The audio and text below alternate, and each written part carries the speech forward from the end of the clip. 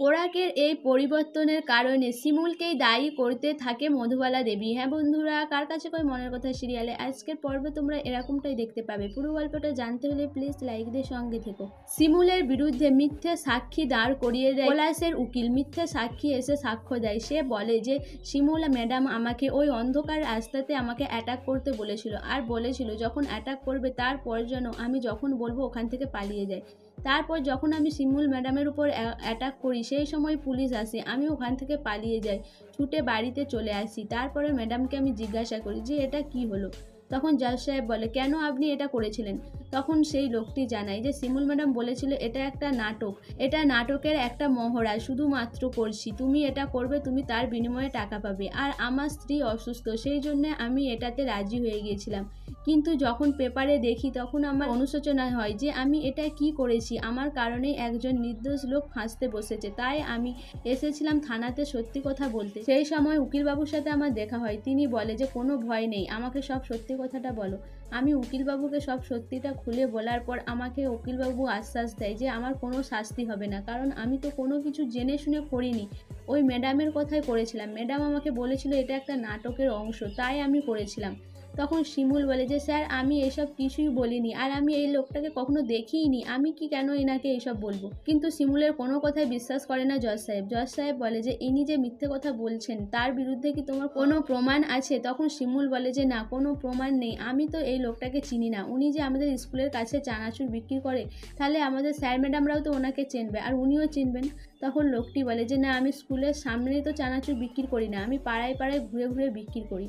এরপর জজ সাহেব লোকটিকে তার পরিচয় জিজ্ঞাসা করে, সে তার পরিচয় দেয়। এরপর জজ সাহেব জানায় যে আজকে কোনো কিছু রায় ঘোষণা হবে না, যা রায় ঘোষণার কালকে হবে। এরপর শিমুল বাড়িতে চলে আসে। শিমুল বাড়িতে আসার পর পোড়াক জিজ্ঞাসা করে যে আদালতে কি হলো। তখন শিমুল বলে যে সেই সব কথা পরে হবে, তুমি সারাদিন খাওনি কেন, তোমার জন্য খাবার এনেছি, খেয়ে নাও। এরপর পোড়াক বলে যে আমি পরে খাবো, বলো আগে কি হলো।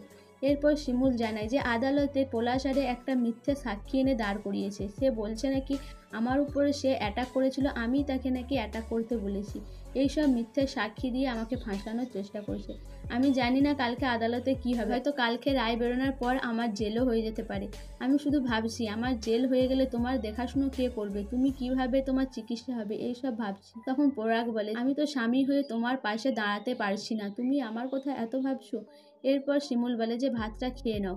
সেই সময় মধুবালা দেবী চলে আসে। মধুবালা দেবী বলে কি রে পোড়া, তোকে যখন আমি খেতে বলেছিলাম তখন তো তুই বললি তোর নাকি খাবার খেলে গা গুলাচ্ছে, আর অথচ তোর বউ এসে খাবার দিতে তুই খেয়ে নিচ্ছিস। তখন পোড়াক বলে যে না মা, আমি শিমুলের হাতে রান্না ছাড়া কারো হাতে রান্না খাবো না। তখন মধুবালা দেবী বলে ও এখন মা পর হয়ে গেছে, মায়ের হাতের খাবি না, আর যদি ওই বইয়ের কোনো কারণে জেল হয়ে যায়, শুনছি তো কোর্টে সব কে সাক্ষী ফাক্ষী দিচ্ছে, যদি বইয়ে জেল হয়ে যায় তখন তুই কার হাতের খাবি। তখন পোড়াক বলে যখন প্রমাণ হওয়ার হবে আমি শিমুলের হাতেরই খাবার খাবো, কারো হাতে খাবো না, কারণ এখন তোমার সাথে মিলে রয়েছে প্রতীক্ষা, ওই প্রতীক্ষা যদি আমার খাবারে বিষ টিষ মিশিয়ে দেয়, আমি খেয়ে যদি মরে যাই তখন আমার কি হবে।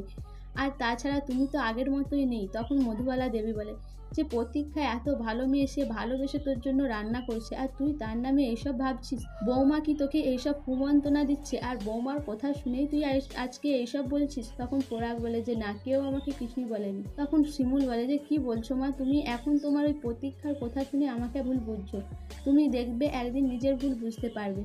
তখন মধুবালা দেবী বলে যে না, আমি কি নিজের চোখে কিছু দেখতে পাই না, আমি কি এতটাই অন্ধ নাকি, আমি সবই দেখতে পাই। তুমি আমার ছেলের কানে বিষ ঢেলেছো যে আমরা তাকে মেরে ফেলার চেষ্টা করছি, আমি মা হয়ে আমার ছেলেকে মারার চেষ্টা করব, তুমি এটা বলতে পারলে। তখন শিমুল বলে যে মা আমি এসব কিছুই বলিনি, আর সে তোমাকে নয় প্রতীক্ষাকে বিশ্বাস করতে পারছে না। প্রতীক্ষা যদি এরকম কিছু করেই থাকে তখন তুমি কি করবে, তুমি কিছু করতে পারবে বলো, তুমি কি দায়িত্ব নেবে, তুমি নিজের হাতে রান্না করে তুমি পোড়াককে খাওয়াবে, তাহলে পোড়াক নিশ্চয়ই খাবে।